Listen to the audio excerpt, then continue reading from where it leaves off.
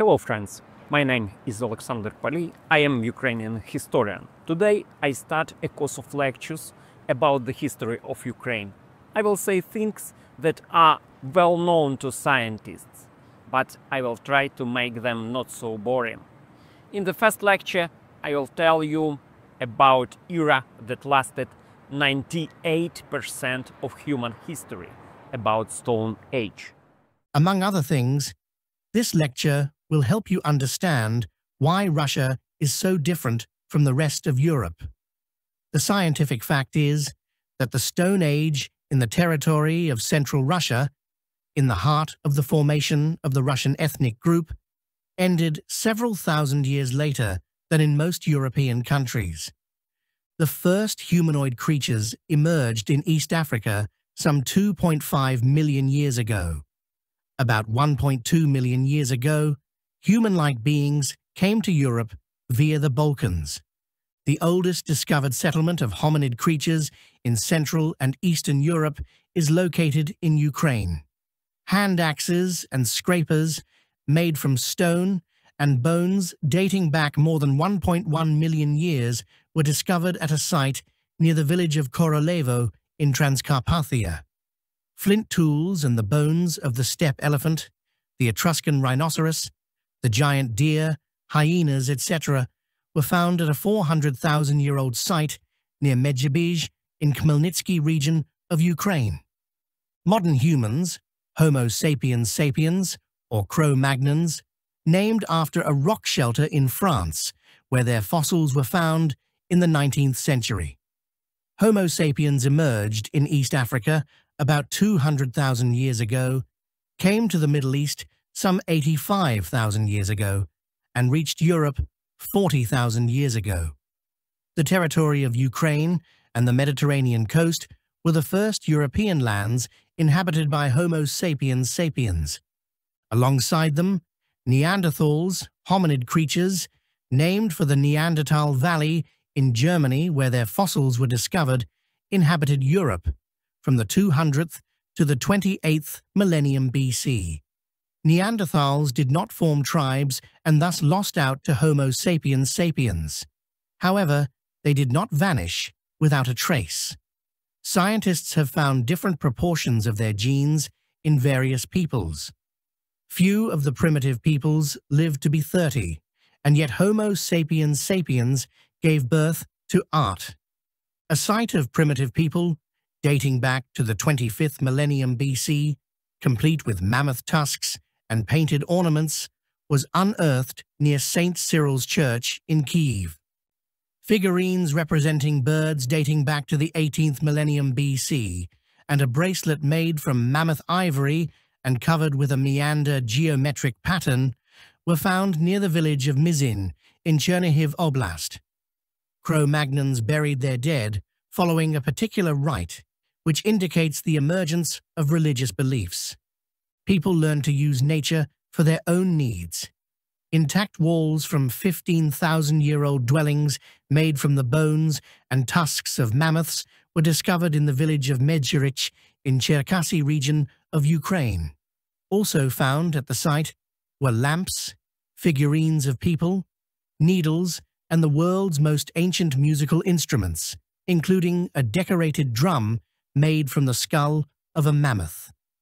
The Great Glaciation of the Northern Hemisphere began 1 million years ago, reaching a peak from the 150th to the 100th millennium BC.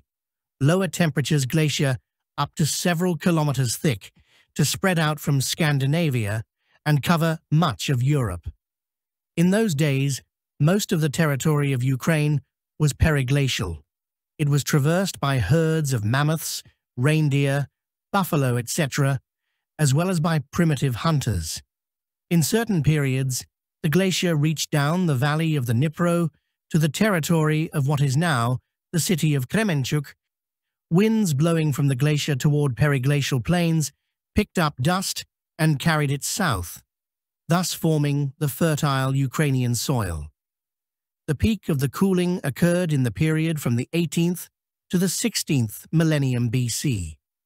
At the time of the Ice Age, glaciers locked up huge volumes of water, causing the sea level to be 130 meters lower than it is today. The Sea of Azov and the Gulf of Odessa did not exist back then, while the Black Sea was an inland freshwater lake. In the 12th and the 11th millennia BC, mammoths became extinct in the territory of Ukraine, probably due to the glacier's sudden melting and retreat. Winters brought more snow, and mammoths were not able to find enough grass in winter. Woolly rhinoceroses, musk oxen, and other animals disappeared. Researchers believe that their thick fur became wet during thaws and later froze, causing animals to die. On the contrary, reindeer, buffalo, elk, aurochs, horses, and other species multiplied. People hunted them, often forcing herds into a ravine or coastal precipice, just like American Indians hunted buffalo until the 19th century. Ukraine's land is rich in game birds, and deep rivers contributed to a better life for human communities, their communication, and the exchange of experience. At that time, culturally distinct big tribes began to emerge in Ukraine. When the glacier began to melt, a gigantic lake was formed in the north of Ukraine and Belarus. It eventually burst out, generating a mudflow that rushed down the Dnipro Valley to the sea, circa 11,500 BC.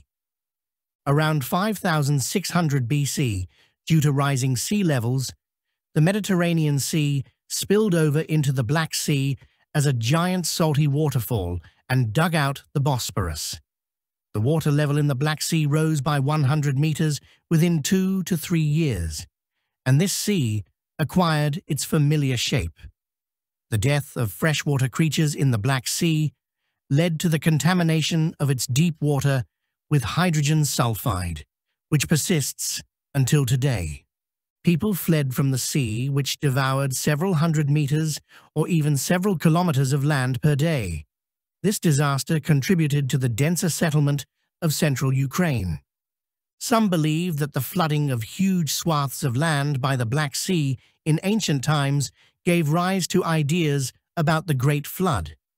However, stories about a big flood are found in peoples that are too remote from this region. Around the 7th millennium BC, the residents of what is now Ukraine started using bows and arrows and domesticated dogs at the same time as those who lived in southern Europe and Western Asia. People learned to travel along rivers, on rafts, and later in boats. The rivers of Ukraine turned into transportation routes. From the 7th until the 4th millennium BC, people in Ukraine learned not only to gather the gifts of nature, but also to reproduce them thanks to cattle breeding and agriculture. Hunting no longer provided enough food for the growing tribes, and moreover, reduced the population of wild animals. To survive, people learned to gather wild cereals using wood and bone sickles with blades made of sharpened flints. The transition to a food-producing economy is called the Neolithic Revolution. This revolution first took place in the Middle East in the 8th millennium BC and spread to the Balkans, Ukraine, and the Mediterranean in the 7th and 6th millennia BC. Improved diet and a more sedentary life caused rapid demographic growth.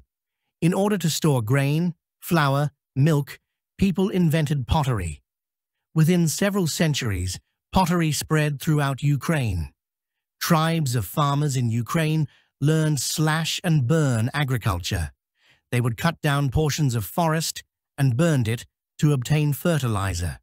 In this way, farmers colonized impassable thickets. In the territory of Ukraine, the Stone Age ended in between the 5th, 2, and 3rd millennium BC, depending on the region, i.e., until when copper, and later bronze, items became widespread. The Stone Age ended in Ukraine at the same time as in southern Europe and the Balkans. To the north and east of Ukraine, in the territory of what is now central Russia, the Stone Age lasted for another 3,000 to 5,000 years, until the middle of the first millennium AD, and in some places up to the second millennium AD. Meanwhile, a primitive society is a community where extreme collectivism reigns and where a single person is not able to survive. People in such communities compete fiercely for extremely limited resources. A tendency towards solidarity and cooperation develops with the emergence of larger communities that can cooperate with each other for mutual benefit. As some anthropologists claim, the concept of universal truth does not exist, or it is extremely weak in primitive societies where the conditions of existence are particularly difficult. Here, there are sharply irreconcilable truths of hostile tribes inclined to competition rather than cooperation. In addition, the individual truths of each member of the tribe compete, which boil down to the thesis, "What is beneficial to me is the truth." This original feature is called moral relativism in science.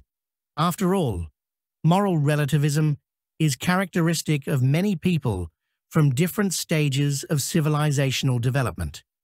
However, modern communities try to avoid it in their ideology, forming an ideological basis for the cooperation of community members. Moral changes in human nature are the most difficult because they have the greatest inertia of evolution and can even turn and move in the opposite direction. Therefore, the rapid transition from an archaic society of Stone Ages leads to the ideology of the dominance of the chief, who must be the strongest, the most cunning, and whose authority must be unshakable, unquestionable, and total. Even now we see strong traces of this primitive ideology in de facto autocratic Russia. In the next lesson, I will tell you about the beginnings of civilization in Ukraine.